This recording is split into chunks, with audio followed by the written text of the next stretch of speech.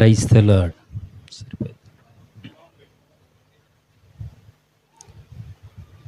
చాలాసేపటి నుంచి మీరు దేవుని సన్నిధిలో గడుపుతూ ఉన్నారు. అందును బట్టి చాలా సంతోషంగా ఉంది. 3 దినాల నుంచి ఉపవాసంలో విజ్ఞాపనలో గడుపుతూ ఉన్నా మీ అందరిని బట్టి వందనాలు స్తోత్రాలు చెల్లిస్తూ ఉన్నా. నాకు చాలా సంతోషంగా ఉంది. ఎందుకంటే అనుకోని రీతిలో నాన్నగారిని అమ్మగారిని పరిచర్యని దర్శించడానికి. ఇస్సాకు పొలం ఎలా ఉంటుందో తెలియదు. ఇస్సాకు పొలం గురించి బైబిల్లో ఏముందంటే ఆ కరువు కాలంలో విత్తనం వేస్తే ఆ సంవత్సరం 100 పంటను కోసాడు. అతడు అంచెలంచెలుగా ఎదిగాడు, మిక్కిలి గొప్పవాడయ్యాడు, ఆ దేశమంతటిలో భాగ్యవంతుడయ్యాడు అనే మాటని చూస్తాం. ఆ పొలము సువాసన కలిగిన పొలము, పరిశుద్ధాత్మ సంచారం జరిగిన పొలము ఇస్సాకు ప్రార్థించినటువంటి పొలం, దీవించబడిన పొలం. బైబిల్లో వాటిని చదివినప్పుడు సంతోషం అనిపించేస్తుంది. ఈరోజు ఇక్కడికి రావటం ఆ పొలానికి వచ్చినట్టుంది నాకు. స్తోత్రం చెప్పండి. నేను ఇక్కడికి రాగానే ముందుగా అమ్మగారి నాన్నగారి సాక్ష్యం విన్నా. మా చెల్లిమ్మ, నేను ఇక్కడికి రావటానికి కారణం చెల్లిమ్మ జ్యోతిమ్మ కారణం.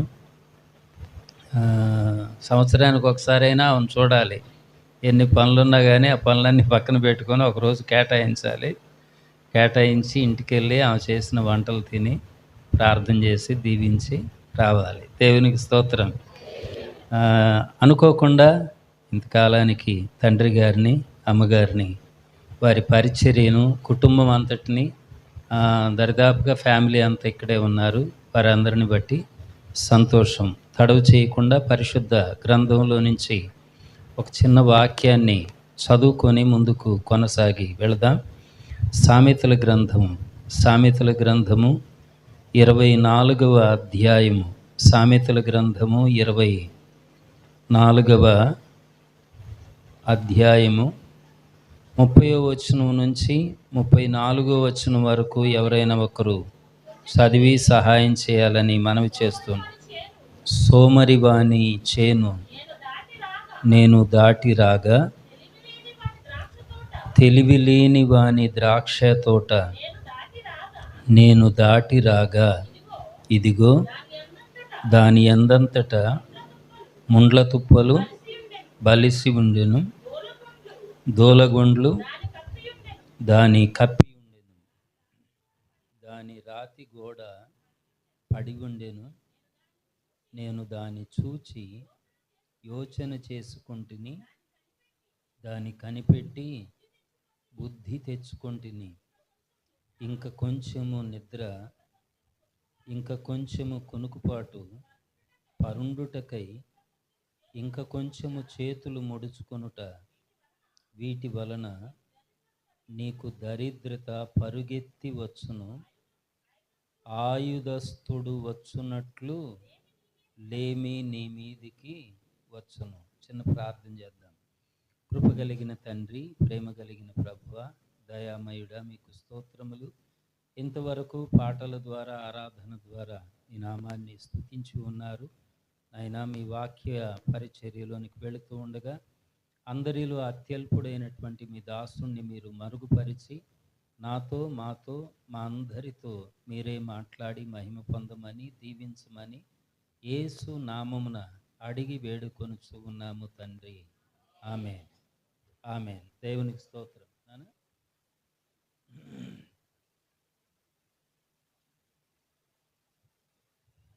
నేను ఎంతసేపు అయినా మాట్లాడటానికి రెడీగా ఉన్నా. దేవునికి స్తోత్రం. మీరు ఎంతసేపు అంటారు?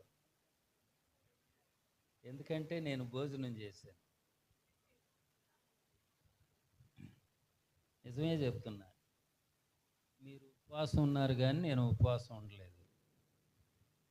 అయ్యో, మేము ఉపవాసం ఉన్న వాళ్ళ దగ్గరికి ఉపవాసం లేకుండా వచ్చి భోజనం చేసి ఇట్లా చెప్పొచ్చా అని మీరు అనుకుంటున్నారు. లేవియాకాండంలో ఒక మాట ఉంది. ఏమనుందంటే, కళ్ళము తొక్కే ఎద్దు మూతికి చిక్కం పెట్టొద్దని ఉంది. దేవునికి స్తోత్రం. హల్లెలూయా. మీకు అర్థమైందా? కళ్ళము తొక్కు ఎద్దు మూతికి చిక్కం పెట్టొద్దు.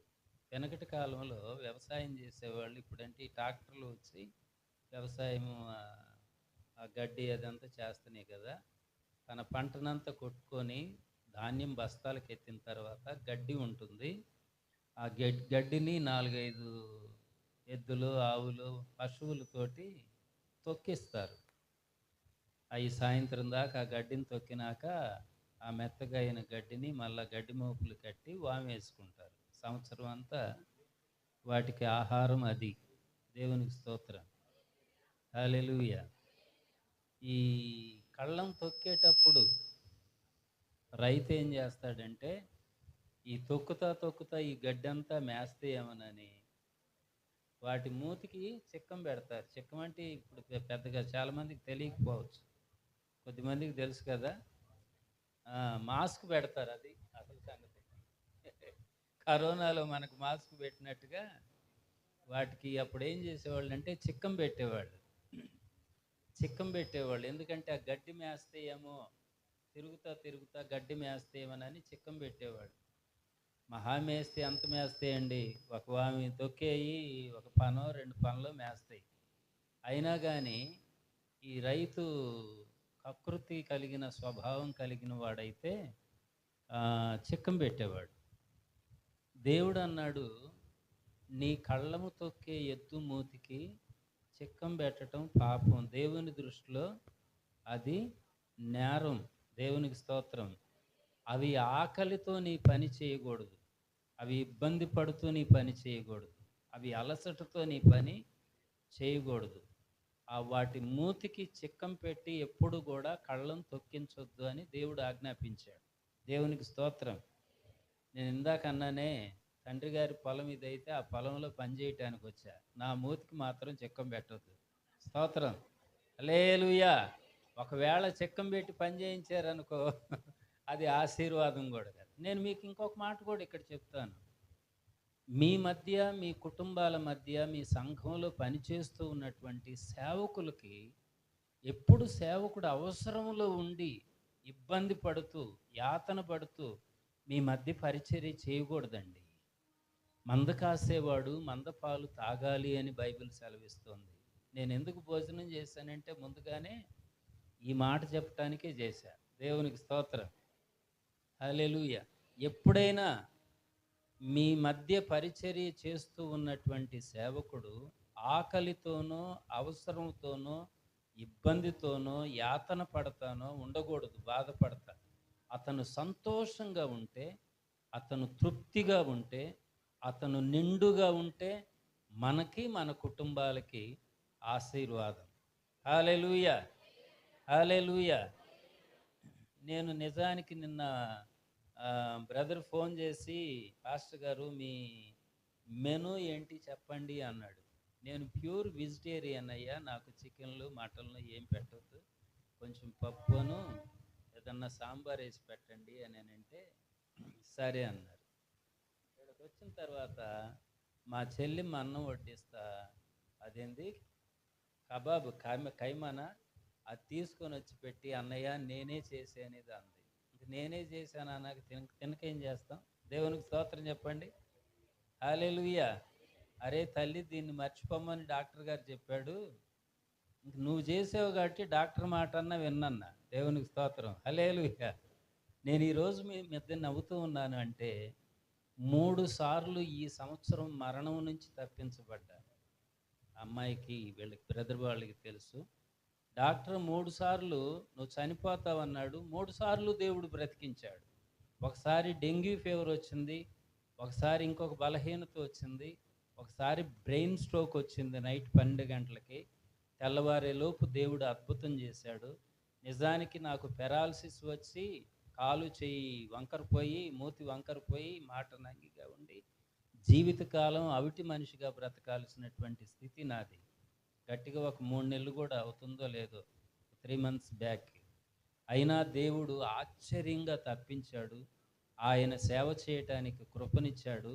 మీ మధ్య సాక్షిగా నిలువబెట్టాడు. సంతోషంగా చెల్లిమ్మని, ఆ అమ్మగారిని, కుటుంబాన్ని, చిరంజీవి పేరు మంచి పేరు, నిత్యజీవం. చిరంజీవి అంటే మన బిబ్లికల్ లాంగ్వేజ్లో నిత్యజీవం అని, అది ఎటర్నల్ లైఫ్. దేవునికి స్తోత్రం. మధ్య ఇది తెలియకపోతే రెవరెండ్ అయ్యాడు, ఇది తెలియకుండా రెవరెండ్ అయ్యాడు. స్తోత్రం. నేను ఒక చిన్న పాట పాడతాను, మీకు నేర్పిస్తాను. నేను వెళ్ళిపోయిన తర్వాత ఈ పాట మీ మధ్య ఉంటుంది. సంఘంలో కానీ, మీటింగ్స్లో కానీ, కుటుంబ ప్రార్థనలో కానీ, ఆరాధన సమయాల్లో చక్కగా పాడుకోవచ్చు, నేర్చుకోవచ్చు. ఒకవేళ పాట మీకు రాకపోతే మరలా రాఫా మినిస్ట్రీస్ ఇండియా అనే యూట్యూబ్ ఛానల్ ఉంటుంది, అందులో ఈ పాట ఉంటుంది. మీరు Rapha ministries India YouTube channel search చేస్తే ఈ పాట దొరుకుతుంది. యేసయ్య నిన్ను మర్చిపోలేదు. పాటల షీట్ ఉంది, పిల్లలు ఇస్తారు, తలా ఒకటి తీసుకోండి. నేను ఈ పాట నేర్పించిన తర్వాత చాలా క్లుప్తంగా సందేశాన్ని మీకు ఇచ్చి ముగించడానికి ప్రయత్నం చేస్తాను. పక్కన వాళ్ళకి ఒక మాట చెప్పండి, షీట్లు తీసుకునేటప్పుడు తొందరగా ఇచ్చేసేయాలి. యేసయ్య నిన్ను మర్చిపోలేదని చెప్పండి. చెప్పండి, యేసయ్య నిన్ను మర్చిపోలేదు. కొంచెం నవ్వుతా చెప్పండి, సీరియస్గా చెప్పబాకండి. యేసయ్య నిన్ను మర్చిపోలేదు, రానున్న కాలంలో మేలు చేస్తాడు. ఎంత బాగుందండి మాట, ఎంత ధైర్యం. అసలు ఈ ఈ ఈ 3 రోజులు ఉపవాస ప్రార్థనకి ఇదొక్కటే వాగ్దానం వచ్చిన, యేసయ్య నిన్ను మర్చిపోలేదు, రానున్న కాలంలో మేలు చేస్తాడు. దేవునికి స్తోత్రం. హల్లెలూయా, హల్లెలూయా. యేసయ్య నిన్ను మరచిపోలేదు, రానున్న కాలములో మేలు చేస్తాడు. యేసయ్య నిన్ను మరచిపోలేదు, రానున్న కాలములో మేలు చేస్తాడు. నమ్మదగిన దేవుడు ఎన్నడు. ఏంటంట 24 నువ్వు 68 కొడతావా నువ్వు?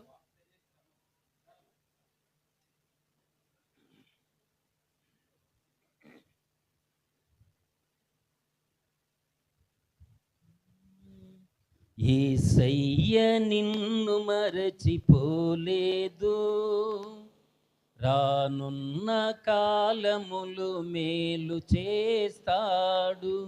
యేసయ్య నిన్ను మరచిపోలేదు, రానున్న కాలములు మేలు చేస్తాడు. నమ్మదగిన దేవుడు ఎన్నడు సిగ్గుపడనీయడు. నమ్మదగిన దేవుడు ఎన్నడు సిగ్గుపడనీయడు. స్థితిగతులన్నీ మరచి ఆనందించుమా, స్తుతి పాటలు పాడి ప్రభుని ఆరాధించుమా. స్థితిగతులన్నీ మరచి ఆనందించుమా, స్తుతి పాటలు పాడి ప్రభుని ఆరాధించుమా. యేసయ్య నిన్ను మరచిపోలేదు, రానున్న కాలములు మేలు చేస్తాడు. యేసయ్య నిన్ను మరచిపోలేదు, రానున్న కాలములు మేలు చేస్తాడు. నమ్మదగిన దేవుడు ఎన్నడు సిగ్గుపడనీయడు. నమ్మదగిన దేవుడు ఎన్నడు సిగ్గుపడనీయడు. స్థితిగతులన్నీ మరచి ఆనందించుమా, స్తుతి పాటలు పాడి ప్రభుని ఆరాధించుమా. స్థితిగతులన్నీ మరచి ఆనందించుమా, స్తుతి పాటలు పాడి ప్రభుని ఆరాధించుమా. యేసయ్య నిన్ను మరచిపోలేదు, రానున్న కాలములు మేలు చేస్తాడు. యేసయ్య నిన్ను మరచిపోలేదు, రానున్న కాలములు మేలు చేస్తాడు. ఎంతో కాలంగా చేస్తున్న ప్రార్థనలు ఆలకించలేదని అనుకోకుమా. ఎంతో కాలంగా చేస్తున్న ప్రార్థనలు ఆలకించలేదని అనుకోకుమా. ప్రతి ప్రార్థనకు తప్పక ఉత్తరమిస్తాడు,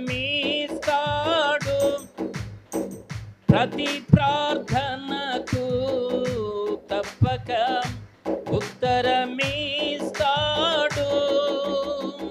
కార్యము చేసి కన్నీరు తుడిచి వేస్తాడు, కార్యము చేసి కన్నీరు తుడిచి వేస్తాడు. స్థితిగతులన్నీ మరచి ఆనందించుమా. స్తుతి పాటలు పాడి ప్రభుని ఆరాధించుమా. స్థితిగతులన్నీ మరచి ఆనందించుమా. స్తుతి పాటలు పాడి ప్రభుని ఆరాధించుమా. యేసయ్య నిన్ను మరచిపోలేదు, రానున్న కాలములు మేలు చేస్తాడు. యేసయ్య నిన్ను మరచిపోలేదు, రానున్న కాలములు మేలు చేస్తాడు. ఎంతో కాలంగా పడుతున్న శ్రమలు ఆలకించలేదని అనుకోకుమా. ఎంతో కాలంగా పడుతున్న శ్రమలు చూడలేదని అనుకోకుమా. శ్రమలకు తగిన దీవెనలు దయ చేస్తాడు, శ్రమలకు తగిన దీవెనలు దయ చేస్తాడు. కృప వెంబడి కృపనిచ్చి తప్పక వృద్ధి చేస్తాడు, కృప వెంబడి కృపనిచ్చి తప్పక వృద్ధి చేస్తాడు. స్థితిగతులన్నీ మరచి ఆనందించుమా. స్తుతి పాటలు పాడి ప్రభుని ఆరాధించుమా. స్థితిగతులన్నీ మరచి ఆనందించుమా. స్తుతి పాటలు పాడి ప్రభుని ఆరాధించుమా. యేసయ్య నిన్ను మరచిపోలేదు, రానున్న కాలములు మేలు చేస్తాడు. యేసయ్య నిన్ను మరచిపోలేదు, రానున్న కాలములు మేలు చేస్తాడు. నమ్మదగిన దేవుడు ఎన్నడూ సిగ్గుపడనీయడు, నమ్మదగిన దేవుడు ఎన్నడూ సిగ్గుపడనీయడు. స్థితిగతులన్నీ మరచి ఆనందించుమా. స్తుతి పాటలు పాడి ప్రభుని ఆరాధించుమా. స్థితిగతులన్నీ మరచి ఆనందించుమా. స్తుతి పాటలు పాడి ప్రభుని ఆరాధించుమా. యేసయ్య నిన్ను మరచిపోలేదు, రానున్న కాలములు మేలు చేస్తాడు. యేసయ్య నిన్ను మరచిపోలేదు, రానున్న కాలములు మేలు చేస్తాడు. హల్లెలూయా. ఎంత మంచి పాట, మంచి అర్థం కలిగిన పాట. యేసయ్య నిన్ను మర్చిపోలేదు. ఆయన నిన్ను మర్చిపోలేదు కాబట్టే ఈరోజు ఇక్కడికి నడిపించాడు. ఎంతకాలం నుంచి కొంతమంది నేను ఎంతో కాలం నుంచి ప్రార్థన చేస్తున్నాను, నా ప్రార్థనలు దేవుడు వింటున్నాడా వింటలేదా, నా కష్టాలు కష్టాలుగానే ఉన్నాయి, నా అప్పులు అప్పులుగానే ఉండిపోయినాయి, నా సమస్యలు సమస్యలుగానే ఉండిపోయినాయి, దేవుడు అందరికీ మేలు చేస్తున్నాడు కానీ నాకు మేలు చేయట్లేదని బాధపడతా వచ్చారేమో. దేవుడు ఈ దినం మాట్లాడుతూ ఉన్నాడు నీతో, నేను నిన్ను మర్చిపోలేదు, నీ ప్రార్థనలన్నీ వింటానే ఉన్నాడు, ప్రతి ప్రార్థనకి జవాబిస్తాడు. నీవు ఏవేమి అడిగావో వాటన్నిటికీ జవాబు పొందుకోబోతున్నావు. ఆమెన్ చెప్పండి. ఆమెన్. ఎంతో కాలం నుంచి పడుతున్న శ్రమలని దేవుడు చూస్తున్నాడో చూడలేదో, ఆయన బిజీగా ఉండిపోయాడేమో, నన్ను పట్టించుకోకుండా అని అనుకుంటూ వచ్చేవేమో. ప్రతి శ్రమని దేవుడు చూస్తున్నాడు. నీకు కృప వెంబడి కృపనిచ్చి నిశ్చయంగా మేలు చేస్తాడు దేవుడు. దేవునికి స్తోత్రం. ఇంకొకసారి పక్కన వాళ్ళకి చెప్పండి, యేసయ్య నిన్ను మర్చిపోలేదు అన్నమాట. ఎంత బాగుంది. యేసయ్య నిన్ను మర్చిపోలేదు, రానున్న కాలంలో మేలు చేస్తాడు. స్తోత్రం. నీకు ఉద్యోగం లేకపోతే ఉద్యోగం ఇస్తాడు, పిల్లలు లేకపోతే పిల్లనిస్తాడు, పెళ్ళిళ్ళు లేకపోతే పెళ్ళిళ్ళు చేస్తాడు. ఆయన సమస్తము చేయగలిగినటువంటి గొప్ప దేవుడు. స్తోత్రం. హల్లెలూయా. నేను ఈరోజు చెప్పాలనుకున్న ఒక చిన్న సందేశం. చాలాసేపు నుంచి ఉన్నారు, నేను ఎక్కువసేపు మాట్లాడినందువలన ప్రయోజనం కూడా ఏముండదు. మా ఊర్లో ఒక సామెత ఉంది, మీ ఊర్లో ఉందో లేదో నాకు తెలియదు. జుట్టున్న అమ్మాయి ఏ కొప్పు పెట్టినా బాగుండిద్దని. స్తోత్రం చెప్పండి కదా. జుట్టున్న అమ్మాయి ఏ కొప్పు పెట్టినా బాగుండిద్ది. మాటలు వచ్చిన వాళ్ళు ఏ మాట మాట్లాడినా బాగుండిద్ది. గంట సేపు మాట్లాడాల్సిన పని లేదు, ఒక మాట మాట్లాడినా బాగుండిద్ది, 2 మాటలు మాట్లాడినా బాగుండిద్ది. 2-3 మాటల్లోనే చెప్పాలనుకున్న విషయాన్ని చెప్పేసేయచ్చు. మాటలు రాకపోతే గంటలు మాట్లాడాలి కదా, ఎక్కడెక్కడవన్నీ మాట్లాడాలి. అందుకని దేవుడు మాట్లాడటానికి వరం ఇచ్చాడు నాకు. దేవునికి స్తోత్రం. నా డ్యూటీయే మాట్లాడటం. దేవుడు నన్ను పిలిచినప్పుడు నేనేం పని చేయాలి దేవా అంటే, నువ్వు మాట్లాడాలన్నాడు. ఏం మాట్లాడాలంటే నా గురించే మాట్లాడాలి. ఇంకొకళ్ళ గురించి, వాళ్ళ గురించి, వీళ్ళ గురించి, ఊరు ముచ్చట్లన్నీ నీకు అనవసరం.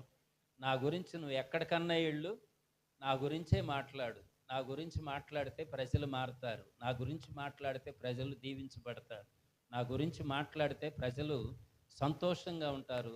నా మాటల వరకు మాట్లాడేసి వచ్చే అన్నాడు. ఆయన మాటల్లో ఇంకా వేరే ఏముండవు కాబట్టి చెప్పాలనుకున్న మాటలు సూటిగా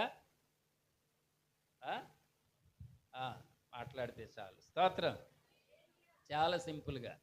మహాజ్ఞాని అయిన సొలొమోను గురించి మీ అందరికీ తెలుసు. ఆయన రాసిన సామెతల గ్రంథంలో ఒక అద్భుతమైన విషయాన్ని తెలియచేశాడు. సామెతల గ్రంథం చాలా మంచి పుస్తకం. బైబిల్ గ్రంథంలో 3 పుస్తకాలు ఆయన రాశాడు. సామెతల గ్రంథం, పరమగీత గ్రంథం, ప్రసంగి గ్రంథం. ఈ 3 మీకు తెలుసు. వాటన్నిటిలో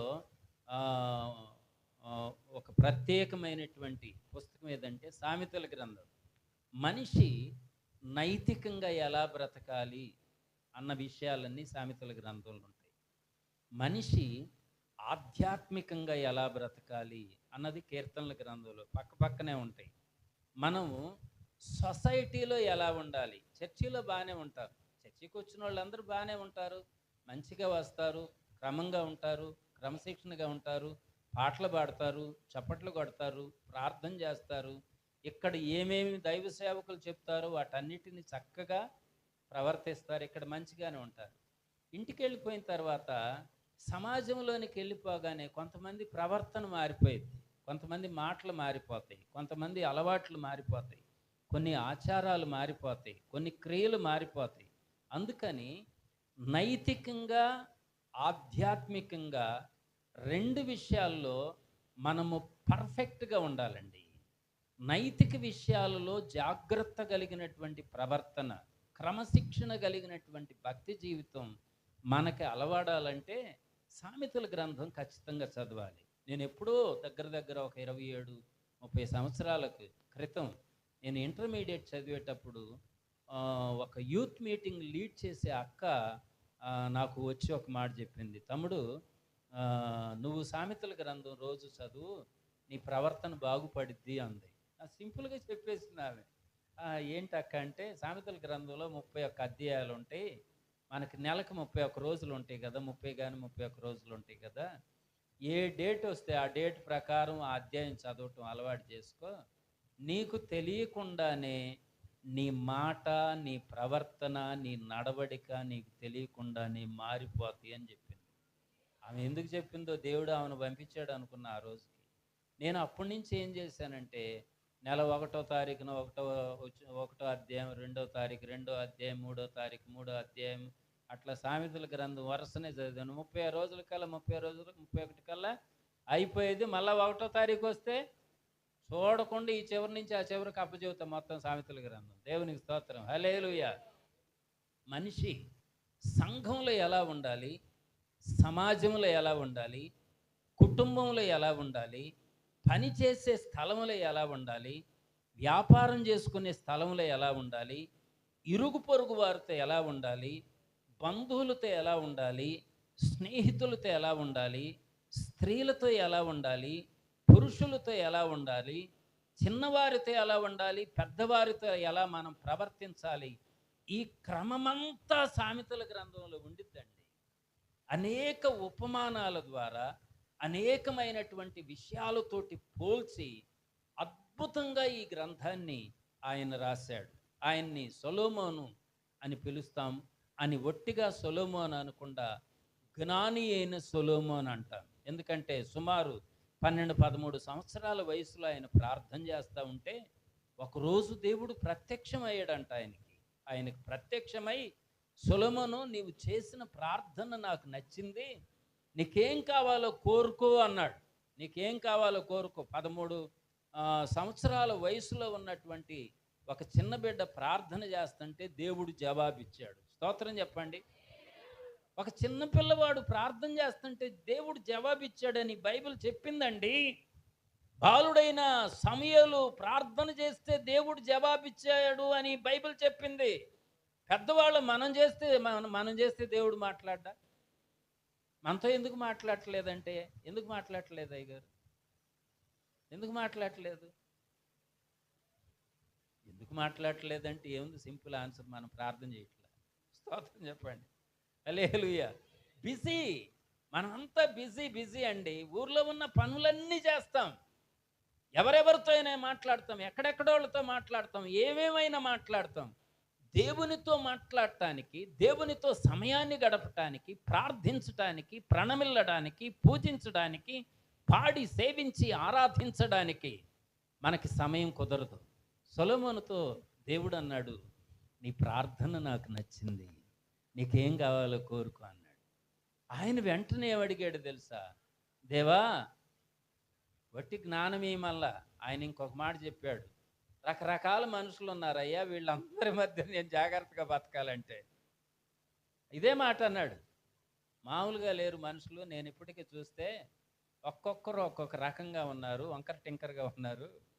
ఈ కుడి ఎడమలు తెలియని రకరకాల ప్రజల మధ్య నేను జ్ఞానయుక్తంగా బ్రతకాలంటే, వారందరికీ న్యాయాన్ని తీర్చాలంటే, నేను న్యాయంగా ప్రవర్తించాలంటే బుద్ధి జ్ఞానములు కలిగిన వివేక హృదయాన్ని నాకు ఇవ్వు ప్రభువా అన్నాడు. దేవునికి ఎంత నచ్చేసిందో. ఇప్పుడు కనుక ఎవరు నన్ను అడిగితే, ఆ వయసు 13 ఏళ్ళ వయసు పిల్లోడిని ఏం కావాలో కోరుకో అంటే, నాకు స్మార్ట్ ఫోన్ కావాలంటాడు. ముందు వెనక ఆలోచించే పనే లేదు. ఇంత ఎడల్పు ఉండాలి, ఇంత పొడుగు ఉండాలి, ఆ ఫోన్ ఒక్కటి ఇస్తే చాలు దేవా, ప్రపంచం అంతా నేను చూసేస్తానంట. సొలొమోను అన్నాడు, జ్ఞానవీనాయన, బుద్ధినివ్వు, వివేకాన్నివ్వు. ఈ ప్రజల మధ్య నేను మంచివాడిగా ప్రవర్తించడానికి కావలసిన జ్ఞానాన్ని ఇవ్వమంటే దేవుడు సంతోషించన్నాడు. నీవు వెండి బంగారాలు కోరుకోకుండా జ్ఞానాన్ని అడిగేవు కాబట్టి బుద్ధి జ్ఞాన వివేకములతో పాటు భూలోక ఐశ్వర్యాలన్నీ నేను నీకు ఇస్తున్నానన్నాడు. మనం దేవుని దగ్గర దేన్ని కోరుకోవాలో దాన్ని కోరుకోవాలండి. ముందు వీటితో పాటు సమస్తం ఇస్తానన్నాడు. ఆయన దగ్గరకు వచ్చిన తర్వాత ఆయనకిష్టమైనది, నీకు యోగ్యమైనది దానిని కోరుకోవటం, దానిని అడగటం, ఆ వివేకం గనక నీకు తెలిస్తే వెండి బంగారాలు మనం అడగాల్సిన అవసరం లేదు. భూలోక ఈవులన్నీ మనం అడగాల్సిన అవసరం లేదు.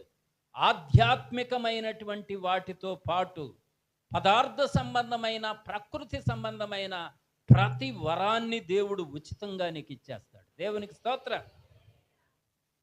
ఆ జ్ఞాని అయిన సొలొమోను ఒకరోజు ఓ పొలం గుండా నడుచుకుంటూ వెళ్తున్నాడు. చాలామంది పొలాలు ఉన్నాయి. నేను ఇందాక వస్తుంటే మొన్నటిదాకా భయంకరమైన వాతావరణం, మంచి ఎండ, గాలి, చెమట్లు అంతా ఉంది. చక్కగా నిన్నటి నుంచి వర్షం పడింది, చల్లగా ఉంది. వస్తూ ఉంటే చుట్టూ పొలాలు గిలాలన్నీ చాలా బాగా వాతావరణం ఆహ్లాదంగా అనిపించేసింది. దేవునికి స్తోత్రం.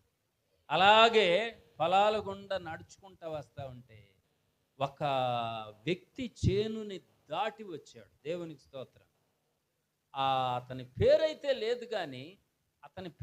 లేదు కానీ ఏమనుందంటే, సోమరివాని చేను నేను దాటి వచ్చాను అన్నాడు. పేరే సోమరుడు. ఇందాక చిరంజీవి అన్నాడు, రాఫా గారికి ఆ పేరు ఎవరు పెట్టారో, లేదా చిరంజీవికి ఆ పేరు ఎవరు పెట్టారో, కానీ వీడికి సోమరుడు అని ఎవరు పెట్టుంటారు? స్తోత్రం చెప్పండి. హల్లెలూయా.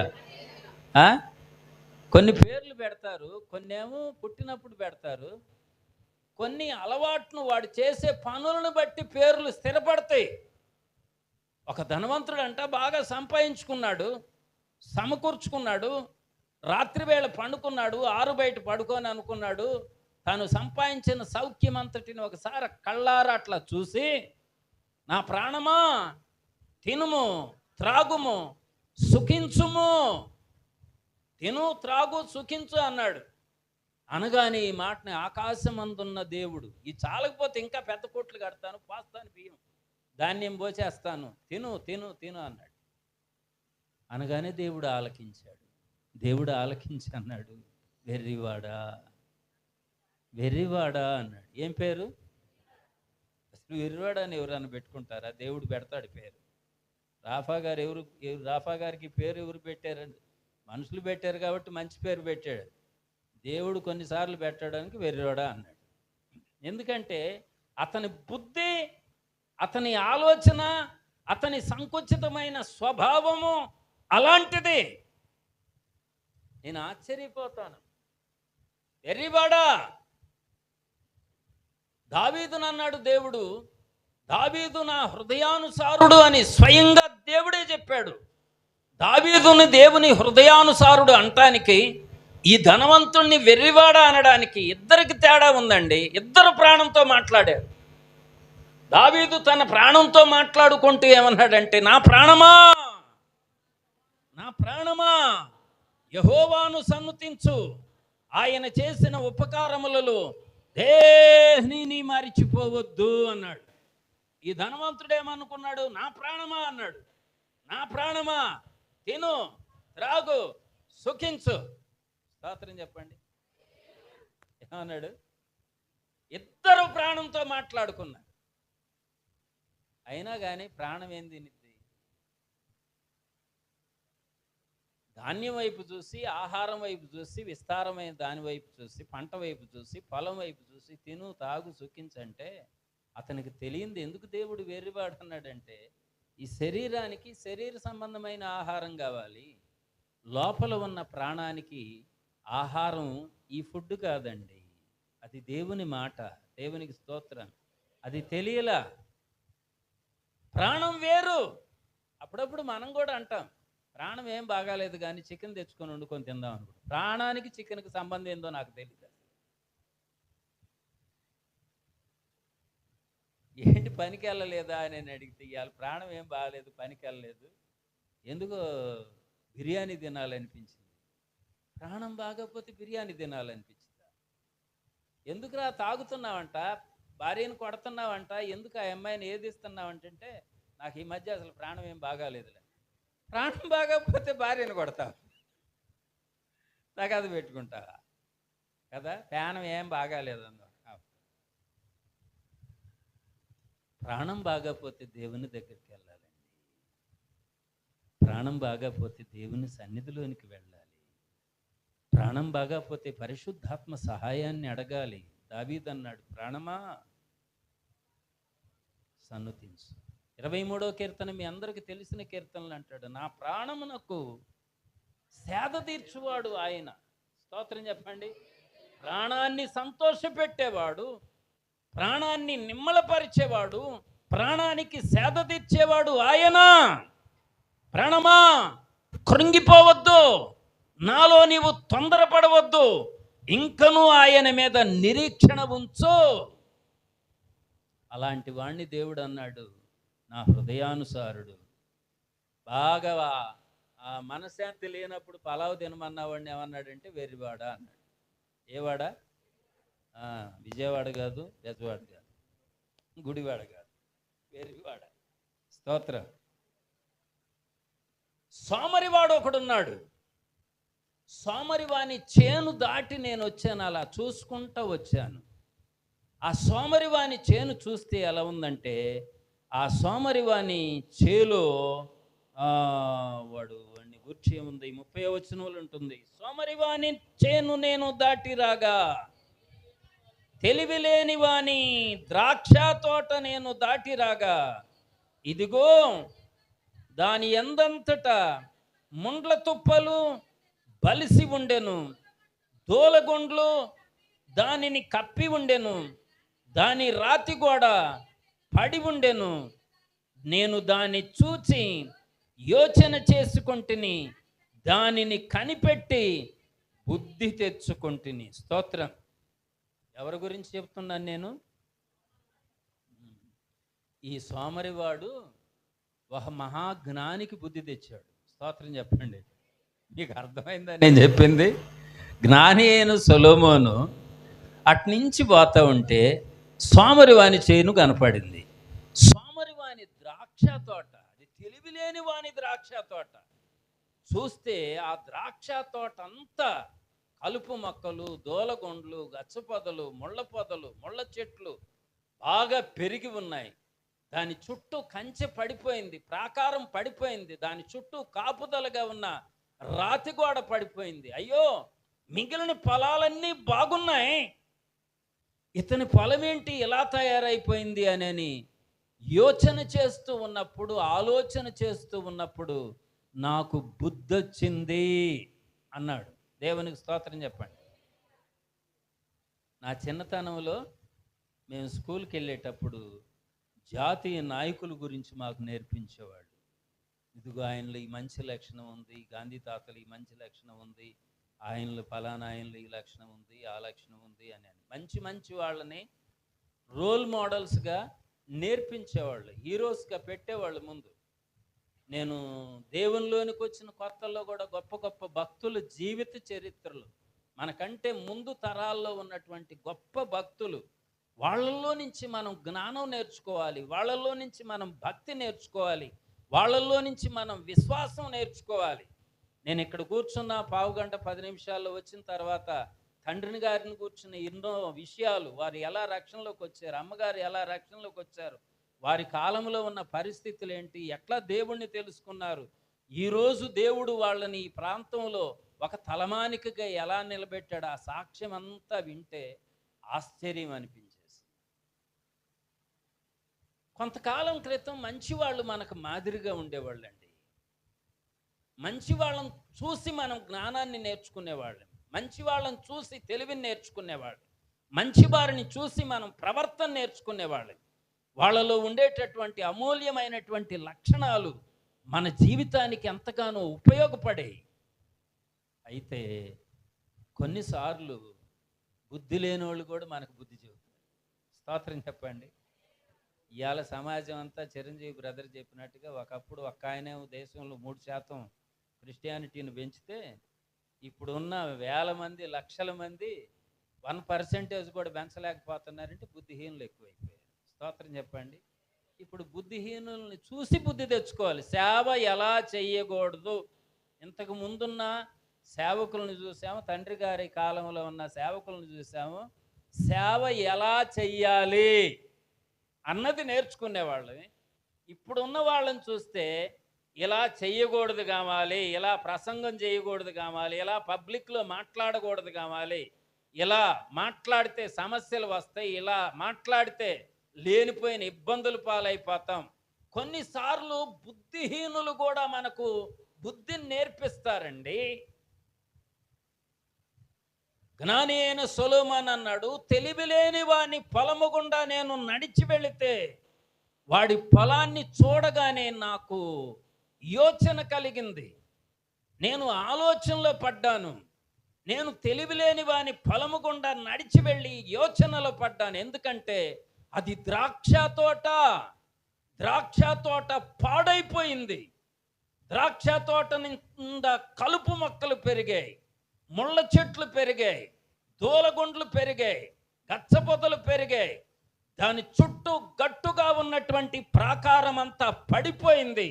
అది కాపులేని పొలముగా తయారైపోయింది. ఎందుక ఇలా జరిగిందంటే వాడు సోమరివాడు అన్నాడు.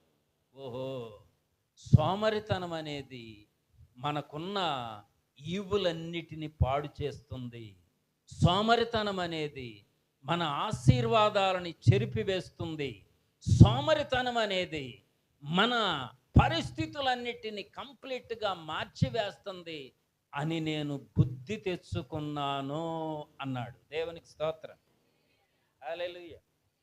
వాని పొలం పాడైపోవటానికి కారణం ఏంటి అంటే దేవుడు చెడ్డవాడు కాదు, పొలం లేక దరిద్రుడవలా.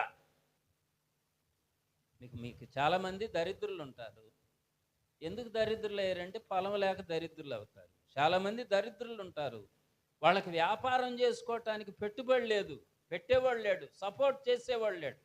చాలామంది దరిద్రులు ఎందుకు అవుతారంటే చదువుకోవటానికి అవకాశాలు లేక. ఇప్పుడు ఇక్కడున్న ఈ వరుసలో కూర్చున్న వాళ్ళందరిని అడిగితే ఇప్పుడు కనుక చదువుకోవటానికి అవకాశం దొరికితే వాళ్ళకి బాగా చదువుతారు. అప్పుడు చదవలేదు. దేవునికి స్తోత్రం చెప్పండి. ఇప్పుడు మామూలుగా చదవరు, కానీ అవకాశం ఏది అయితే దాటిపోయింది.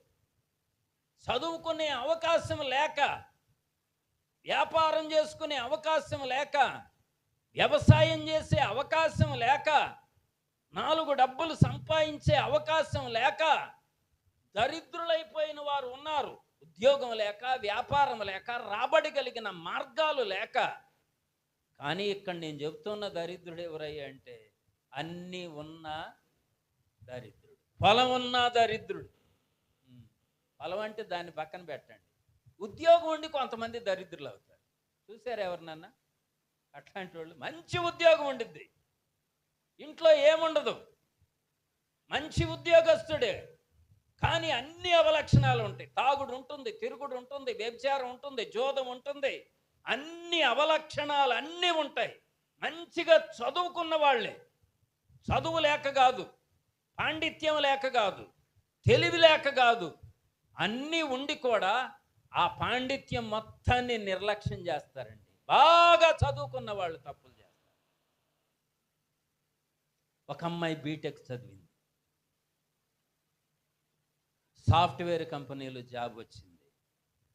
నేను రీసెంట్గా ఒక ఇంటికి వెళ్తే, నేను మా పాస్టర్ గారు ఒక 3 రోజుల క్రితం ఆమె చెప్పి బాధపడతాను. సాఫ్ట్వేర్ కంపెనీలో జాబ్ చేస్తుంది. ఆ అమ్మాయికి ₹1,00,000 శాలరీ, నెలకి 1 lakh. ఇప్పుడు ఏంటిరా గ్రాములు ఉన్నాయి కదా, ఏం గ్రాములు అయ్యి?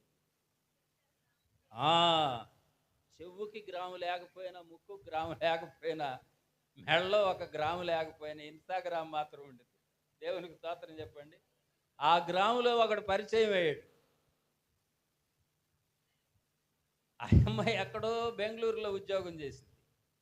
ఈ బెంగళూరులో ఉద్యోగం చేసే అతనికి ఎక్కడో వేరే చోట కర్నూలు సైడ్లో ఒక అబ్బాయి పరిచయం అయ్యాడు. పరిచయం అయ్యి వాడికి అన్ని అమ్మాయికి చెప్పటం మొదలుపెట్టాడు. నేను కోటేశ్వరుణ్ణి, నాకు ఇన్ని మేకలు ఉన్నాయి, ఇన్ని గొర్రెలు ఉన్నాయి, మాకు ఇన్ని పొలాలు ఉన్నాయి, కోట్ల రూపాయల ఆస్తులు ఉన్నాయి.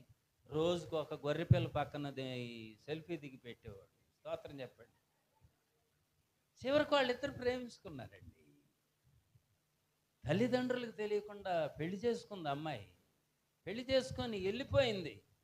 ఈ అమ్మాయి వెళ్ళిపోయింది అని పోలీస్ కేసు పెట్టి పోలీస్ ఎంక్వైరీ తీసుకెళ్ళి చూస్తే చివరికి వాడింటికి వెళ్ళారు. వాడింటికి వెళ్తే అస్సలు మీరు నమ్ముతారో నమ్మరో, ఒక 1/2 సెంటు స్థలంలో చిన్న రేకుల షెడ్డు. ఆ రేకుల షెడ్లో వీడు మేకలు కాసేవాడు. ఈ మేకలు కాసేవాడు కూడా సొంత మేకలు కాదయ్యి, వేరే వాళ్ళ మేకలు కాస్తే ఆ మేకలకి పాలేరు కరెక్ట్ పేరు పాలేరు. వీడు పాలేరు. ఇన్స్టాగ్రామ్లో చెప్పాడు, అసలు ఈ భూములన్నీ మాయే, ఇటు పెట్టడం సెల్లిటి తిప్పటమే. ఇదిగో ఆ కొండ కనపడుతుందా, ఆ కొండ నుంచి ఇదిగో ఈ చెరువు కనపడుతుందా, ఈ చెరువు దాకా మొత్తం మాదే అన్నాడు. ఈ మేకల మందరాన్ని మాయే అన్నాడు. కోటీశ్వరుడు కోట్లకు పడగలెత్తాడు అనుకుంది. నేను ఇంత ఉన్నా కానీ నేను ఎందుకు ఈ మేకలు కాస్తున్నానని తెలుసా? నేను నా ఊరిని విడిచిపెట్టదలుచుకోలేదు. అందరూ చదువుకొని అమెరికాలు వెళ్ళిపోయి సొంత దేశాన్ని నిర్లక్ష్యం చేస్తున్నారు, సొంత ఊరిని నిర్లక్ష్యం చేస్తున్నారు. మా తల్లిదండ్రులకి సేవ చేయాలని నేను ఎక్కడే ఉన్నానంటే ఈ అమ్మాయి ఫ్లాట్ అయిపోయింది. దేవునికి స్తోత్రం చెప్పండి.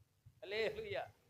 పాపం బీటెక్ చదివిన పిల్ల, 1,00,000 రూపాయల శాలరీ, వెళ్ళిపోయి మేకలు కాసుకునేవాడిని పెళ్లి చేసుకుని ఆ ఫ్లాట్ అయ్యి సెంటు ఫ్లాట్లోకి వెళ్ళిపోయింది. వాడికి ఇన్స్టాగ్రామ్ తప్ప గ్రామ్ బంగారం లేదు ఇంట్లో. స్తోత్రం. కొన్నిసార్లు తెలివి చదువుకొని అన్నీ తెలిసి అన్ని టెక్నిక్స్, అసలు మనల్ని అడిగితే బయట వాళ్ళకి సలహాలు ఎట్లా చెబుతాం తెలుసా? మామూలుగా మోడీ కూడా మన దగ్గర నేర్చుకోవాల్సింది వచ్చి అన్ని సలహాలు ఇస్తాం. మన ఇల్లు మాత్రం ఈగలు తిరుగుతూనే ఉంటాయి అటు ఇటు. స్తోత్రం చెప్పండి. హల్లెలూయా. ఎందుకంటే నీకు దేవుడిచ్చిన ఫలాన్ని నువ్వు నిర్లక్ష్యం చేశావు. ఫలం లేని దరిద్రుడు కాదు, పంట లేని దరిద్రుడు. పైపెచ్చి అది ఏముందంటే ద్రాక్ష తోట అని ఉంది. ద్రాక్ష తోట. ఆ ద్రాక్ష తోటలో పిచ్చి మొక్కలు పెరిగినాయి. ఆ ద్రాక్ష తోటలో ముళ్ళ పొదలు పెరిగాయి. ఆ ద్రాక్ష తోటలో గచ్చ పొదలు పెరిగాయి. ఆ ద్రాక్ష తోట చుట్టూ ఉన్న కంచె కాపుదల రాతి గోడ పడిపోయింది కూడా వాడు పట్టించుకోలేదు. ప్రాకారము లేని, కంచె లేని ఫలమైపోయింది. వాడిని చూసి నేను బుద్ధి తెచ్చుకున్నాను అన్నాడు. దేవునికి స్తోత్రం. హల్లెలూయా. నేను ఈరోజు చెప్పాలనుకున్న మాట ఏంటంటే, దేవుడు వాడికి అన్ని ఈవులు ఇచ్చాడండి. తెలివిచ్చాడు, జ్ఞానం ఇచ్చాడు, ఫలం ఇచ్చాడు. ఆ ఫలములో పండడానికి అనుకూలమైన ఋతువులు ఇచ్చాడు, వర్షం ఇచ్చాడు. సకాలంలో వర్షం పడ్డాయి.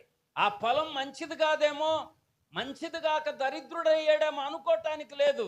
మీరు ఎప్పుడైనా గుర్తుపెట్టుకోండి, ఫలం మంచిది కాకపోతే అసలు ఏ మొక్క పెరగదు. అక్కడ సౌడు భూమి ఉంది, ఉప్పు భూమి ఉంది, ఏ మొక్క పెరగదు.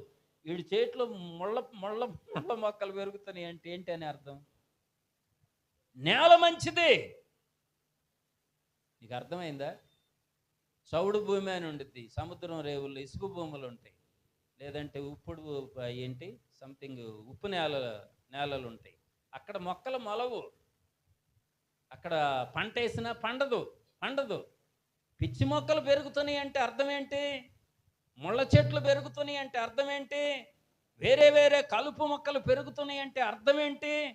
నేల మంచిది, ఫలం మంచిది, పైపెచ్చు మొక్కలు పెరుగుతున్నాయి అంటే వర్షం పడింది. దేవుడు తగిన కాలంలో తగిన ఋతువుల్లో వర్షాన్ని ఇస్తున్నాడు, ఋతువులను ఇస్తున్నాడు. పైరుకు ప్రతిగా కలుపు మొక్కలు పెరుగుతున్నాయి. వాడు దాని మీద శ్రద్ధ పెడితే పంట పండేది, మంచి దిగుబడి వచ్చేది, మంచి రాబడి వచ్చేది, మంచి ప్రయోజకుడయ్యేవాడు, మంచి ధనవంతుడయ్యేవాడు. నీకు అర్థమవుతుందా నేను చెప్తుంది? నేనేం చెప్తున్నాను తెలుసా? దేవుడు అందరికీ మేలు చేస్తాడు. అందరికీ ఎలా మేలు చేస్తాడంటే, ఒక పిచ్చి మొక్క పెరగటానికి కూడా వర్షాన్ని పంపిస్తాడండి. చప్పట్లు కొట్టాలి కదా కదా. గడ్డి పెరుగుతుందే, గడ్డి పెరుగుతుందంటే రోడ్డు కట్టి ఇటు మన పొలంలో గట్ల మీద గడ్డి పెరుగుతుందంటే అర్థం ఏంటంటే, ఆ గడ్డి పెరగటానికి కూడా నీరు కావాలి. ఆ గడ్డి కలుపు పెరగటానికి కూడా నీరు కావాలి, వర్షం కావాలి, వాతావరణం కావాలి, ఋతువులు కావాలి. అందుకని యేసుప్రభు అన్నాడు, పరలోకములో ఉన్న తండ్రి మంచివాడు. ఆయన మంచివాడై ఉండి మంచి వాళ్లకు మాత్రమే కాదు కానీ చెడ్డ వాళ్లకు కూడా మేలు చేస్తున్నాడు అన్నాడు. చెడ్డ వాళ్లకు కూడా. మంచివాని పొలములోనూ వర్షం పడుతుంది, చెడ్డవాని పొలములోనూ వర్షం పడుతుంది. నీతిమంతుని పొలములో వర్షం పడుతుంది, అనీతిమంతుల పొలములో కూడా వర్షం పడుతుంది. తన సూర్యుడిని ఉదయింపజేస్తానే ఉన్నాడు. పైరుకు ఎలాగైతే ఋతువులు ఇస్తున్నాడో కలుపు మొక్కలకు కూడా ఋతువులు అలాగే ఉపయోగపడుతున్నాయి. నువ్వు సాగు చేస్తేనేమో పైరు పెరిగిద్ది, వదిలేస్తేనేమో కలుపు పెరిగిద్ది. కానీ కలుపు పెరిగిందంటే ఆ సంవత్సరం వర్షాలు పడ్డాయి అని అర్థం. కలుపు పెరిగిందంటే ఆ సంవత్సరం మంచి ఋతువులు వచ్చాయి అని అర్థం. కలుపు పెరిగిందంటే ఆ సంవత్సరం దేవుడు చల్లగా చూశాడని అర్థం. కాకపోతే మనమే మన పొలంలో పనిచేయాలి. అంతే కదా చిరంజీవి? కదయ్యా, కరెక్టే కదా. మనం ఇప్పుడు ఈ దేవుణ్ణి అంటానికి లేదు ఇక్కడ. పైపెచ్చు పక్క పొలాలన్నీ బాగున్నాయి, అవి బాగా పంటలు పండుతున్నాయి. ఈడి పొలం ఒక్కటే కలుపు మొక్కలతో నిండిపోవడానికి కారణం ఏంటంటే ఉన్న ఒకే ఒక్క రీజన్, సోమరివాడు. ఈ ఒక్క మాట మీ మనసులో ఉంటే ఈ ఉపవాస దినాల్లో చాలు. దేవుడు, నేను ఇందాక ఇక్కడికి రాగానే ఉన్నానంటే నాకు ఇస్సాకు పొలంలోకి వచ్చినట్లుగా ఉంది అన్నాడు. ఇస్సాకు పొలం. ఇస్సాకు ఎప్పుడు పొలంలో విత్తనం వేసాడంటే కరువు రోజుల్లో వేసాడని, వర్షం పడని రోజుల్లో వేసాడు. విశ్వాసముతో విత్తనం ఇత్తాడు. దేవుడు కనీసం నా కోసమైన వర్షాన్ని పంపిస్తాడు, నా పొలం కోసమైన వర్షాన్ని పంపిస్తాడని విశ్వాసంతో దుక్కి దున్ని విత్తనాలు విత్తి ఆయన పొలాన్ని సాగు చేస్తే దేవుడు 100 దిగుబడినిచ్చాడు. అయితే నేను చెప్పాలనుకున్న ముగింపులో మాట ఏంటో తెలుసా? ఇస్సాకు పొలంలో పనిచేసే వాళ్ళల్లో కూడా కొంతమంది ఆశీర్వాదాన్ని పొందుకోలేని వాళ్ళు ఉంటారండి. పొలం మంచిదే, సంఘం ఎప్పుడు చెడ్డది కాదు తెలుసా? ఆ సంఘం మంచిది కాదండి. ఆ పాస్టర్ గారు మంచివాడు కదండి, పాస్టర్ గారు ఎప్పుడు మంచివాడు. పొలం ఎప్పుడు మంచిది. ఎక్కడెక్కడ మనమే ఊళ్ళో వాళ్ళ పొలాలన్నీ తిరిగి వస్తూ ఉంటాయి, కలుపు మాత్రం తీయం.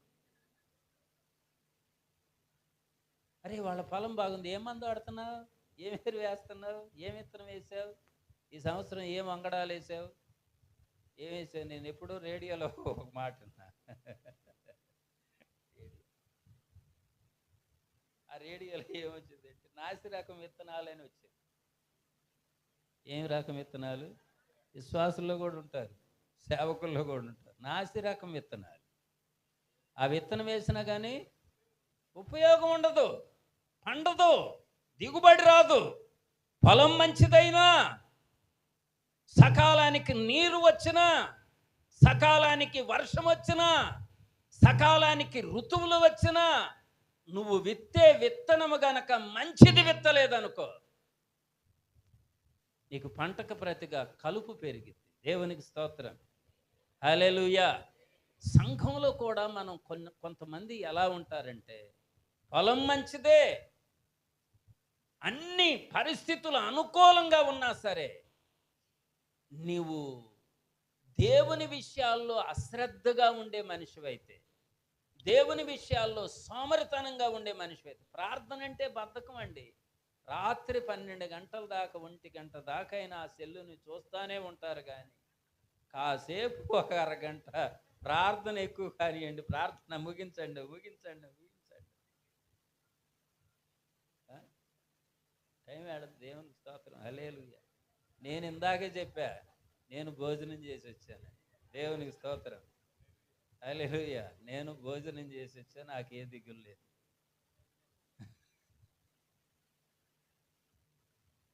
అసలు ఎప్పుడు కాపుతాడు? ఆపుసాపాలు. అదే ఒక సెల్లి అండి, తలా ఒక సెల్లి అండి చూడమని చెప్పండి. సాయంత్రం దాకా కుటుంబం ఏమైపోయినా పర్వాలేదు, పిల్లలు స్కూల్ నుంచి ఇంటికి వచ్చినా రాకపోయినా పర్వాలేదు, ఆయన వచ్చినా రాకపోయినా పర్వాలేదు. దేవునికి స్తోత్రం. సెల్లు ఉంటే చాలు. దేవునికి స్తోత్రం. టీవీ ఉంటే చాలు, ముచ్చట్లుంటే చాలు. అశ్రద్ధ అండి. అందుకనే పౌలు భక్తుడు అన్నాడు, ఏవి మాన్యమైనవు, ఏవి రమ్యమైనవు, ఏవి ఖ్యాతి కలిగినవు వాటి మీద మనసు పెట్టండి. నీ పొలం మీద మనసు పెట్టు. భగవంతుడు నీకు ఒక పొలాన్ని ఇచ్చాడు, రాబడి కలిగిన మార్గాన్ని తెరిచాడు. నీ వ్యాపారం ఎలా డెవలప్ కావాలో ఆలోచించు. నీ కుటుంబం ఎలా స్థిరపడాలో ఆలోచించు. నీ బిడ్డలు ఎలా ప్రయోజకులు కావాలో ఆలోచించు. నీ జీవితం, నీ కుటుంబం ఎలా కట్టబడాలో దాని మీద శ్రద్ధ పెట్టు. స్తోత్రం చెప్పండి. హల్లెలూయా, హల్లెలూయా, హల్లెలూయా. మిగిలిన అన్నిటి మీద పెడతాం. ఒకడు అసలు పంటే లేదంట, గట్టు మీద కూర్చున్నాడంట. అందరూ పొలాలు దున్ని విత్తనాలు వేస్తుంటే గట్టు మీద కూర్చున్నాడు. ఏంట్రా ఈ సంవత్సరం ఏం పంట వేస్తున్నావు అంటే, ఏమో మనసు రావట్లేదు అన్నాడు. ఎందుకు రావట్లేదురా? పత్తి వేస్తున్నారు కదా అందరూ, పత్తి వేస్తావని అంటే, ఈ సంవత్సరం పత్తికి రేటు రాదనుకుంటున్నారు, అందుకని వేయట్లేదు అన్నాడు. మరి మాగాణన్న వేస్తున్నావంటే, నీళ్లు రావంట, కాలువ రాదంట ఈ సంవత్సరం, మొన్నే అనుకుంటున్నారు ఈ సంవత్సరం కాలువ రాదని, వర్షాలు కూడా సరిగ్గా పడవంట అన్నాడంట. కొన్ని మిరపన్న వేస్తావా అంటే, మిరప పోయిన సంవత్సరమే దివాళా తీసారంట, పోయిన సంవత్సరం వేసిన వాళ్ళు. మరి ఏం చేస్తావురా అంటే, అందరు పొలాలు చూసి వస్తాడు. అటెళ్ళి ఇటెళ్ళి ఇటెళ్ళి, ఆ గట్టుకెళ్ళి ఈ గట్టుకెళ్ళి. కొంతమంది వీధి ముచ్చట్లు పెడతా ఉంటారు, అరుగులన్నీ వాళ్ళయే. దేవునికి స్తోత్రం. ఏ ఇంటి అరుగు మీదైనా అక్కాయే కనపడింది, చప్పట్లు కొట్టాలి. ఎక్కడైనా మా తల్లి అస్సలు వాళ్ళు పూజించే దేవతన్న కనపడదు, కానీ ఈ దేవత ప్రత్యక్షమే తేడా. అక్కడ ప్రత్యక్షమే గెలిచి ఊరు ముచ్చట్లన్నీ చెప్పిద్ది. కొంప ఏమైపోయినా పర్వాలేదు. దేవునికి స్తోత్రం. దేవుడు అన్నాడు, నీకొక కుటుంబం ఉంది, దాన్ని జాగ్రత్తగా కాపాడాలి. దేవుడు నీకు బిడ్డలనిచ్చాడండి, పొలంలో ఉన్న మొక్కల్లాంటి వాళ్ళు. నీ భోజనపు బల్ల చుట్టూ నీ పిల్లలు ఒలీవ మొక్కల్లాగా ఉంటారు. వారు కలుపు మొక్కల మధ్య పెరుగుతున్నారేమో, వాళ్ళ బుద్ధులు పాడైపోతున్నాయేమో, వాళ్ళ ఆలోచనలు పాడైపోతున్నాయేమో, వాళ్ళ పరిస్థితులు పాడైపోతున్నాయేమో. శ్రద్ధ పెట్టాలండి. మనం పైకి రావాలి. నేను చెప్తున్నాను, నీవు ఆర్థికంగా స్థిరపడాలి, ఆత్మీయంగా స్థిరపడాలి, ఆరోగ్య విషయాల్లో ఆరోగ్యవంతమైనటువంటి విధానములో వర్ధిల్లాలి. వీటి మీద, ప్రతిదాని మీద శ్రద్ధ పెట్టాలి, మనసు పెట్టాలి, ఆలోచన పెట్టాలి, కష్టపడాలి, పని చేయాలి. ఊరికే ఏది రాదు. దేవుడు ఫలమిచ్చాడు, దేవుడు వర్షమిచ్చాడు, దేవుడు విత్తనాలు ఇచ్చాడు. మిగిలిన పని చేసే బాధ్యత మనందరిది.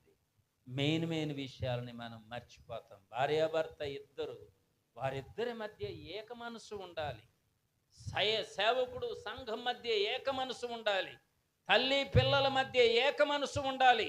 ఒకే ఆలోచన కలిగి వారు పనిచేస్తే ఆ జీవితం, ఆ కుటుంబం, ఆ సంఘం, ఆ పరిస్థితులు వర్ధిల్లుతాయి. లేదంటే సోమరివాని పొలంలాగా తయారైంది. దేవునికి స్తోత్రం. ఒక పాస్టర్ గారు ఇట్టాగే ఏక మనసు గురించి చెప్పాడంట. భూలోకంలో ఏ ఇద్దరు ఏకీభవించి ప్రార్థన చేసినా దేవుడు ఆలకిస్తాడు. స్తోత్రం చెప్పండి. ఎక్కడ ఇద్దరు ముగ్గురు నా నామం పేరిట కూడి ఉంటారో వారి మధ్యలో నేను ఉంటానని దేవుడు సెలవిచ్చాడు. దేవుడు సెలవిచ్చాడు ఉంటానని. ఇద్దరు ఏకీభవించి గనక ప్రార్థన చేస్తే, భార్యాభర్త ఇద్దరు ఆ కుటుంబంలో గనక ఏకీభవించి ప్రార్థన చేస్తే నిశ్చయంగా దేవుడు ఆ కుటుంబాన్ని దాటిపోడండి. ఒకరోజు పాస్టర్ గారు వాక్యం చెప్పారు. ఒక అక్కకి బాగా అర్థమైంది. అక్కకి అర్థమైపోయి అనుకుంది, అరే రే రే రే, నేనెంత తప్పు చేశాను, ఎంతకాలం ఒక్కదాన్నే ప్రార్థన చేసుకుంటున్నాను, అందుకే కావాలి దేవుడు నా ప్రార్థన ఆలకిట్లేదు, ఎవరో ఒకళ్ళతో పాటు కలిసి ప్రార్థన చేయాలి కావాలి అనుకున్నాడు. దేవునికి స్తోత్రం చెప్పండి. పక్కింటి చెల్లి దగ్గరికి వెళ్ళింది. తెల్లారి సోమవారం, మా ఇట్రా అంత బయట. అంతే పిలిచేది. ఇక్కడేం అక్క బాగున్నావా, చెల్లి బాగున్నాయి, ఆ బయటికి వెళ్ళి ఇట్రా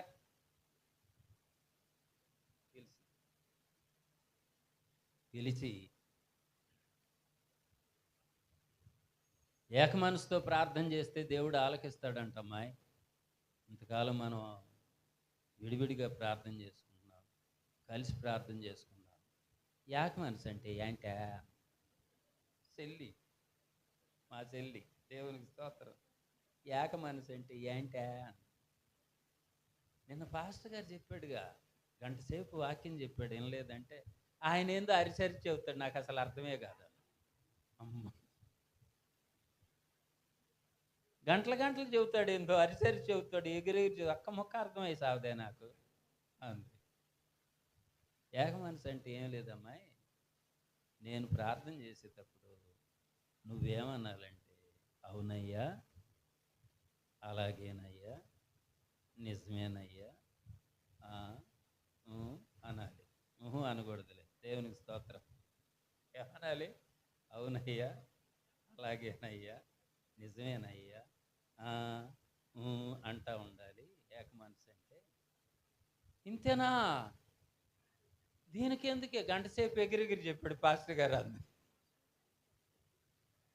ఏక మనసు అంటే అవునయ్యా, అలాగేనయ్యా, నిజమేనయ్యా అంటాను.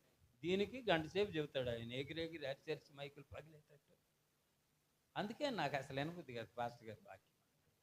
నువ్వు చూడు ఎంత బాగా చెప్పావో, అసలు నేను అల్లుకుపోను, ప్రార్థన చేద్దాం పా ఇద్దరమే అంది. అప్పలు ఇద్దరు తల స్నానాలు చేసి పప్పులు పెట్టి గిర్రని దిప్పి తోపి ఒక ఇంట్లో ఇద్దరు మోకరించి ప్రార్థన చేస్తా ఉన్నారు. అక్క ప్రార్థన మొదలుపెట్టింది, చెల్లి ఏకీభవిస్తుంది. స్తోత్రం. అక్క ప్రార్థన చేసి, పరలోకమందున్న మా తండ్రి, అసుంటోడా, ఇసుంటోడా, అట్టంటోడా, ఇట్టంటోడా, ఏదేదో అంది అని అనాలి ఏదో ఒకటి ముందు అనేసి, అయ్యా అయ్యా నేను పాపినయ్యా. చెల్లి అంది, నిజమేనయ్యా అంది. అయ్యా నేను పాపినయ్యా అనగానే, నిజమేనయ్యా, నన్ను క్షమించయ్యా అంది. దీన్నైనా క్షమించవచ్చు కానీ దీన్ని మాత్రం క్షమించకూడదయ్యా. అసలు అన్నీ నీ దగ్గర చెప్పట్లేదయ్యా, దీని గుట్టంతా నాకు తెలుసయ్యా అంటుంది. స్తోత్రం. దీని గుట్టంతా నాకు తెలుసయ్యా, అసలు పైకి ఇట్ట కనపడింది కానీ మామూలుది కాదయ్యా. ఏనైనా క్షమించవచ్చు కానీ దీన్ని మాత్రం క్షమించకూడదయ్యా. ఇంకేడ ప్రార్థన? యేసు నామములో అడుగుతున్నావు తండ్రి, ఆమేన్ అని. అవునయ్యా, నిజమేనయ్యా, అలాగేనయ్యా అంటుంది కదా. కొప్పు మీద చెయ్యేసి వంగ తీసి గత గత గత గత 4 గుద్దులు గుద్ది, ఏమే నేను పాపినా, నేను పాపినంటే అంది. నువ్వేగా అవునయ్యా అనమన్నావు, నువ్వేగా నిజమేనయ్యా అవునయ్యా, నిజమేనయ్యా, అలాగేనయ్యా అనమన్నావుగా. ఇంకేటుంది? ఏక మనిషి ఎగిరిపోయింది, ఇద్దరికి ఎటు వెళ్ళిపోయారు. దేవునికి స్తోత్రం. కొంతమందికి అస్సలు ఏక మనసు ఉండదు. భార్యాభర్తల గురించి నేను చెబుతున్నా. ఊళ్ళో వాళ్ళందరితో ఏక మనసు ఉండదు కానీ వాళ్ళిద్దరికి ఉండదు. అందరితో ఇగిలిచ్చి మాట్లాడతాడు, సగిలిచ్చి మాట్లాడుతాడు. నాతో ఏందమ్మా ఇట్టు మాట్లాడతాడు, మీ బావ అంటుంది ఒక ఆమె. ఊరందరికి మంచోడే. ఈడకి రాగానే ఏందో ముఖం అంతా అట్టు పెడతాడు, ముఖం ఒక రకంగా పెడతాడు ఇంటికి. ఆ ముఖం చూస్తేనే నా కొళ్ళు మండిద్ది అంటారు. స్తోత్రం. శ్రద్ధ పెట్టాలండి. భార్య మీద శ్రద్ధ ఉండాలి, భర్త మీద శ్రద్ధ ఉండాలి, పిల్లల మీద శ్రద్ధ ఉండాలి. దేవుడు నీకే పని ఇచ్చాడో ఆ పని మీద మనసు పెట్టాలి. కలుపు మొక్కలు ఏమన్నా పెరుగుతున్నాయేమో, దాని కాపుదల ఏమన్నా పడిపోయిందేమో, ప్రొటెక్షన్ పోయిందేమో, పిల్లలు ఎక్కడ పెరుగుతున్నారు, వాళ్ళ సెల్లుల్లో ఏం చూస్తున్నారు, వాళ్ళకి దేవుడు మంచి భవిష్యత్తుని నిర్ణయించాడు. ఎన్నో వాగ్దానాలు వాళ్ళు పుట్టక ముందు నుంచే దైవ సేవకుల ద్వారా ఎన్ని వాగ్దానాలు బిడ్డలకు పొందుకున్నారో, ఆ వాగ్దానాల నెరవేర్పు వయసు వచ్చేసరికల్లా ఆ పిల్లల జీవితాల్లో కలుపు మొక్కలు కనబడుతున్నాయి, ముళ్ళ చెట్లు కనబడుతున్నాయి, గచ్చపొదలు కనబడుతున్నాయి. వాళ్ళు ప్రాకారము లేని పొలములాగా తయారైపోతూ ఉన్నారు. జాగ్రత్త. ఇలాంటి వాళ్ళను చూసి నేను బుద్ధి తెచ్చుకున్నానన్నాడు. ఎలా బ్రతకకూడదో, ఎలా ఉండకూడదో, ఏమి మాట్లాడకూడదో. మీరు సమాజాన్ని చూస్తూ ఉన్నప్పుడు సమాజంలో ఏమి నేర్చుకోవాలో తెలుసా? మనము విశ్వాసులము ఎలా మాట్లాడకూడదు, మనము దేవుని బిడ్డలము ఎలా ప్రవర్తించకూడదు. ఆడకెళ్ళి అన్ని నేర్చుకోకూడదు. అదేమంటే నాకు చిన్నప్పటి నుంచి అలవాటు. చిన్నప్పటి నుంచి ఉన్న కొన్ని మాటలు మార్చుకోవాలండి. ప్రవర్తన మార్చుకోవాలి, ఆలోచనలు మార్చుకోవాలి, ఆవేశాలు మార్చుకోవాలి.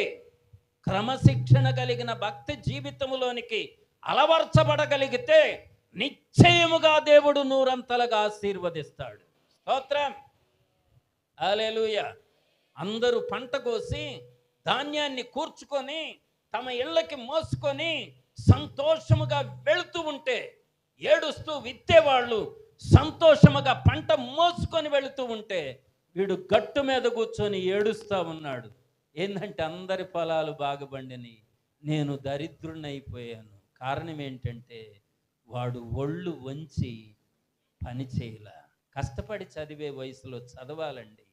వ్యాపారంలో కష్టపడే టైంలో వ్యాపారంలో కష్టపడాలి, శ్రమపడాలి, శోధించాలి, పరిశోధించాలి. నలుగురి కంటే ఉన్నతమైన స్థితిలో ఉండాలి. పోటీ పడాలండి. పోటీపడి పని చేయాలి, పోటీపడి వ్యాపారం చేయాలి, పోటీపడి చదవాలి. ఇలా కాంపిటీషన్ ప్రపంచంలో ఉన్నాం. టెక్నాలజీ పెరిగిపోతుంది. ఆ టెక్నాలజీని దేనికోసం వాడుతున్నారు పిల్లలు? దేనికోసం వాడుతున్నారు?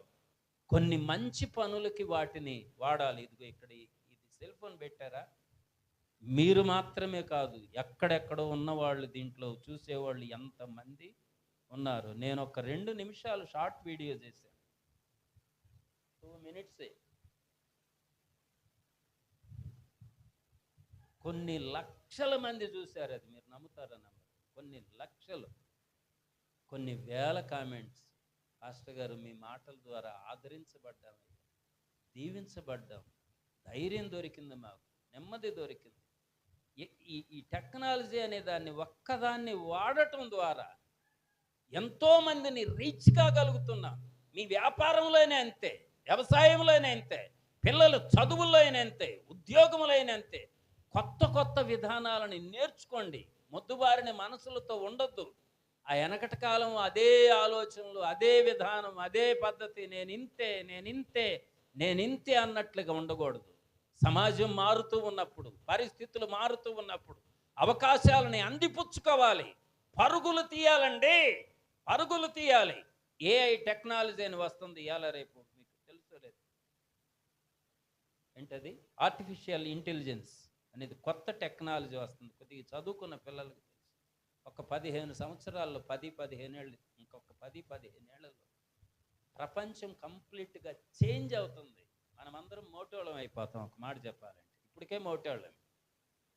ఇప్పటికే ఆ పిల్లలకి తెలిసినంత టెక్నాలజీ, సెల్ టెక్నాలజీ మనకు తెలియదు. వాళ్ళు వాడుతున్నందుకు మనకు హలో అంటమే. ఇంత ఆ నోకియా డబ్బా ఫోన్లో హలో అన్నాము, ఇది పట్టుకొని కూడా అంత మట్టుకు ఆగిపోయింది మన మనసు. టెక్నాలజీ మారిపోతుందండి, తెలివితేటలు మారిపోతున్నాయి, అవకాశాలు మారిపోతున్నాయి, పరిస్థితులు మారిపోతున్నాయి. పరుగులు తీస్తూ అందిపుచ్చుకోగలిగితే అభివృద్ధి శూన్యమయ్యే కాలం ఒకటి రాబోతుంది. నీ పనిలో నుంచి నిన్ను పీక్ అవతల పడేసి ఇంకొకరిని పెట్టుకుంటారు. తెలుసా మీకు? మీరు చేస్తున్న వ్యాపారం పోటీ ప్రపంచంలో నువ్వు వ్యాపారంలో వెనకబడిపోవచ్చు. ఎందుకంటే పాతకాల పద్ధతులే నీ దగ్గర ఉన్నాయి. కొత్త కొత్త విధానాలు నువ్వు నేర్చుకోవట్లా, ఆలోచించట్లా, పోటీ పట్టలా, పరుగులెత్తట్లా.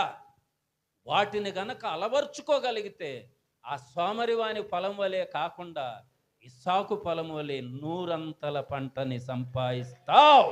స్తోత్రం, హల్లెలూయా. దేవుడు అన్నాడు అబ్రహాముతో, మీదటికి మరలా ఈ కాలానికి వస్తాను, నిన్ను మర్చిపోను, వస్తాను అన్నాడు. ఆయన వస్తానంటే వస్తాడు, ఇస్తానంటే ఇస్తాడు, చేస్తానంటే చేస్తాడు. వాటిని అందిపుచ్చుకోగలిగి అభివృద్ధి పదంలో నడవగలిగితే నీవు ధన్యుడివి, ధన్యురాలివి. అందరూ లేచి నిలవబడదాం, అందరు లేచి నిలవబడదాం. స్తోత్రం, స్తోత్రం, స్తోత్రం, స్తోత్రం, స్తోత్రం, స్తోత్రం, స్తోత్రం. ఇదిగో దేవా నా జీవితం, ఆపాదమస్తకం నీకంకితం. ఇదిగో దేవా నా జీవితం, ఆపాదమస్తకం నీకంకితం. శరణం నీ చరణం, శరణం నీ శరణం, శరణం నీ చరణం, శరణం నీ చరణం. ఇదిగో దేవా నా జీవితం, ఆపాదమస్తకం నీకంకితం. ఇదిగో దేవా నా జీవితం, ఆపాదమస్తకం నీకంకితం. పలుమార్లు వైదొలగినాను పరలోక దర్శనము నుండి, విలువైన నీ దివ్య పిలుపుకు తగినట్లు జీవించనైతే. పలుమార్లు వైదొలగినాను పరలోక దర్శనము నుండి, విలువైన నీ దివ్య పిలుపుకు తగినట్లు జీవించనైతే. అయినా నీ పేరుతో చేర్చినావు, అందుకే గైకొనుము దేవా. శేష జీవితం అయినా నీ ప్రేమతో దరి చేర్చినావు, అందుకే గైకొనుము దేవా. శేష జీవితం అందుకే అందరం శరణం నీ చరణం, శరణం అందరూ కలిసి శరణము, శరణం నీ శరణం, శరణం నీ శరణం.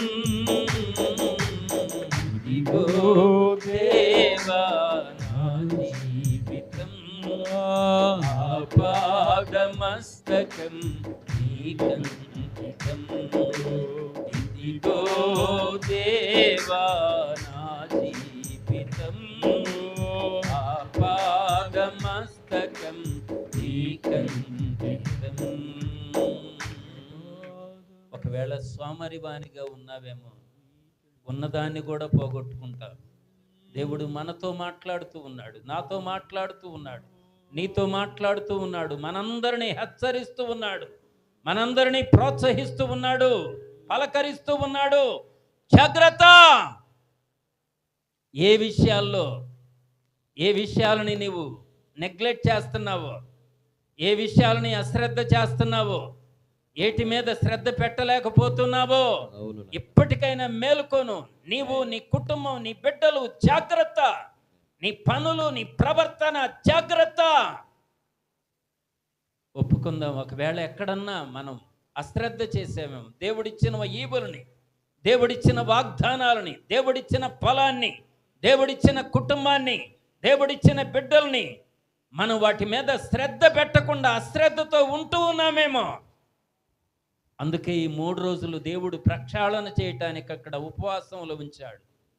నీవు ఎదగాలి, నీవు ఫలించాలి, నీవు 30 60 100 ఫలాన్ని కొయ్యాలి.